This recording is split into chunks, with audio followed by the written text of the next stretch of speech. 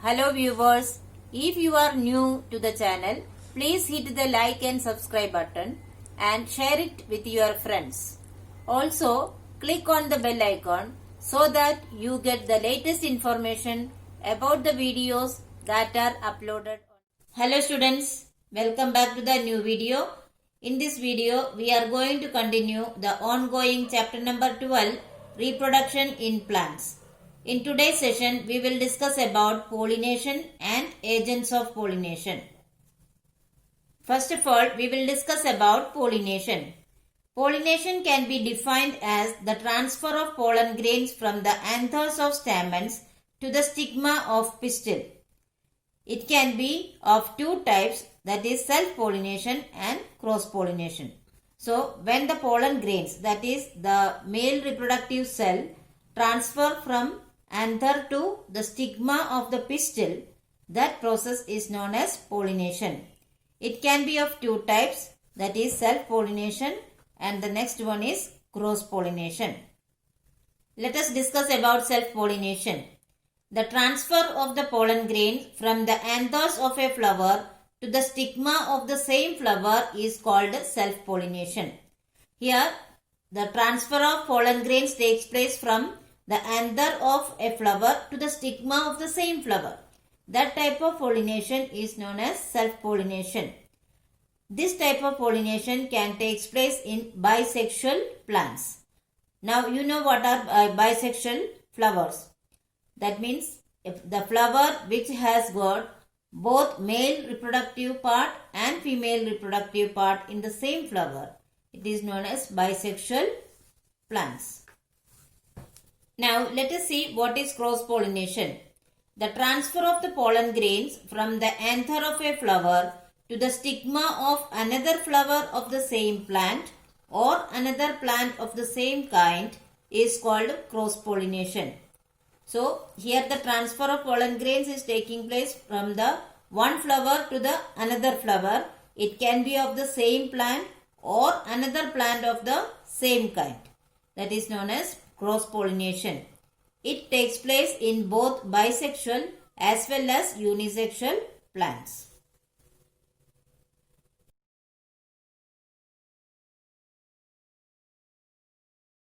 Let us now discuss the differences between self-pollination and cross-pollination. Self-pollination occurs between the flowers of the same plant, whereas cross-pollination occurs between the flowers on the different plants of the same variety. Self-pollination does not require any agents for pollination. Cross-pollination requires agents like air, water, etc. for pollination. Self-pollination requires maturation of pollen and eggs at the same time. In cross-pollination, it is not necessary for pollen and eggs to mature at the same time. Now we will discuss the agents of pollination. The cross-pollination requires some external agents to carry the pollen grains from one flower to another. These agents include the insects, birds, wind and water.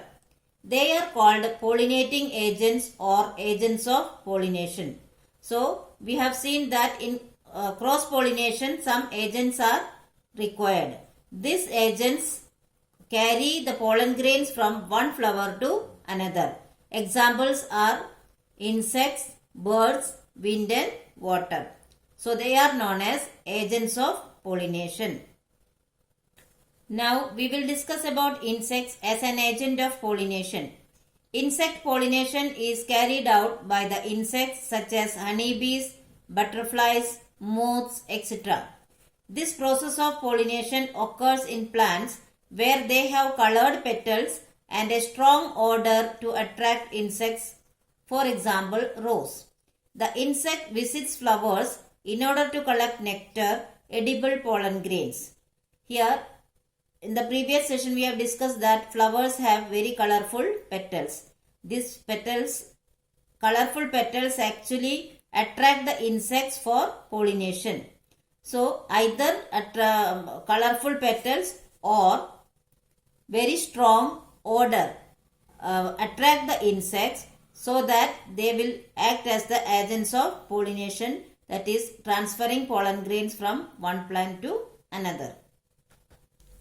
During this visit, the pollen grains released from the anthers stick to their body and get carried away to some other flower, where the body, when brushes against the stigma, transfers the pollen to bring about pollination. Means when the insect visits the pollen grains, the flowers, to suck the nectar from pollen grains, the anthers get stick to their body and they act as the carriers. And when this insect visits some other flower, their body brushes against the stigma and transfer the pollen grains to bring about the pollination, or we can say that the pollination takes place in this way.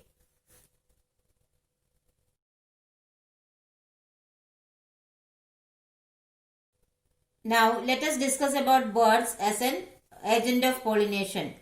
Hummingbirds, sunbirds and honey eaters are common bird pollinators. These birds are smaller in size and have long beaks which help them to suck the nectar from flowers.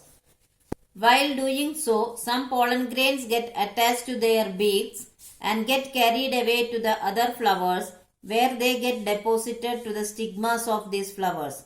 In this way, pollination gets completed. So, when the small birds like hummingbird and sunbird, whose beaks are very long, suck the nectar from the flowers, some pollen grains get attached to their beaks. So, these birds, when visit the other flowers, these pollen grains get deposited in the stigmas of these flowers. In this way, pollination gets completed.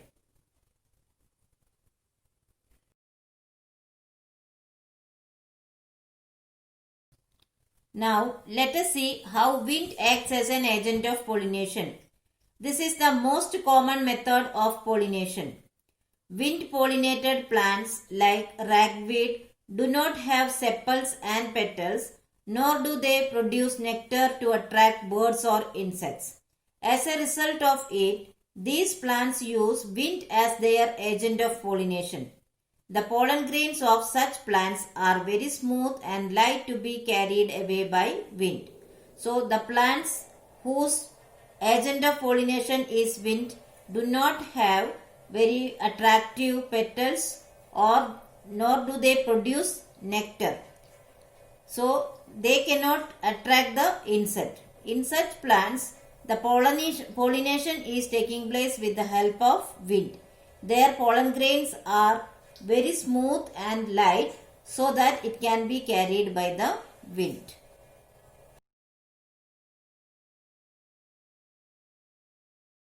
Now, let us discuss water as an agent of pollination. Pollination is done by water in those plants which are found either inside water or on the surface of water. So, pollination done by the water is occurring in the plants which are found inside the water or on the surface of the water. Aquatic plants such as Vallisneria release their pollen grains into the water, which is passively carried to other flowers by water currents for pollination. So, one example of plant whose pollination is taking place by water is Vallisneria. It is an aquatic plant. It releases its pollen grains into the water, which gets carried away by the water current for pollination. All the aquatic plants are not pollinated by water. Most of them bear flowers above the water surface and are pollinated by wind or insects.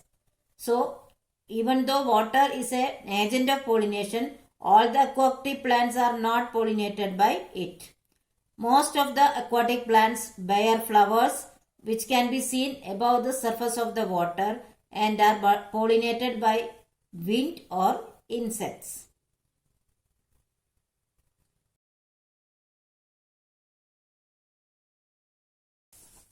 So students, I hope you have understood the topics very well. But still, if you have any doubt, you can write in the comment section. I will surely try to solve it as early as possible.